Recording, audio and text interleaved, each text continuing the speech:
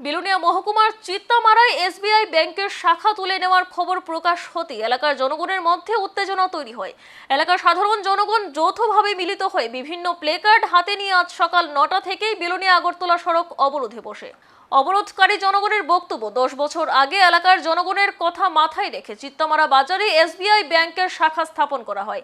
ইতিমধ্যে ব্যাংক শাখায় 9 শতাধিক আমানতকারী শাখা অফিসে অ্যাকাউন্ট খোলে। এছাড়া এই শাখা অফিসে এলাকার রেগার অ্যাকাউন্ট, সামাজিক ভাতা, আবাসনের টাকা ইত্যাদি এই শাখা অফিসের মাধ্যমে লেনদেন হচ্ছে। এলাকার 5টি পঞ্চায়েতের জনগণ এই ব্যাংকের সুবিধা নিচ্ছে। এলাকার জনগণ জানতে পেরেছে এই ব্যাংক শাখা অদৃশ্য হাতের ছোঁয়ায় বীরচন্দ্র মনুতে স্থানান্তর করার সিদ্ধান্ত নেওয়া হয়েছে। এ খবর প্রকাশ পেতেই এলাকার পুরুষ মহিলারা মিলে এর প্রতিবাদ জানাতে রাস্তা অবরোধ করে রাখে। অবরোধকারীদের বক্তব্য, এসবিআই ব্যাংক শাখা স্থানান্তরের ফলে সাধারণ জনগণ সামান্য ভাতার টাকা তুলতে বীরচন্দ্র আসা যাওয়া করতে গিয়ে তাদের হাতে কিছুই থাকবে না। এলাকার জনগণ জেলা শাসকের দৃষ্টি আকর্ষণ করে এসবিআই ব্যাংকের শাখা অফিস স্থানান্তর না করার আবেদন জানান। ভাতা প্রাপ্ত বহুত আছে, এখান থেকে যদি বিলোনিয়া যায় অটো ভাড়া লাগবে কত? 500 টাকা।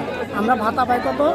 2000 টাকা। 500 টাকা গেলে তাহলে আমরা কত পাবো? 1500 টাকা। তাহলে 2000 টাকা ভাতা দিলে কী লাভ? এর লেগে বেশি এই ডিএম কেন আমাদেরকে জনগণের স্বার্থে, এলাকার স্বার্থে ব্যাংক একটা ঘর তৈরি করে দেওয়ার কেন দিতে আসে না?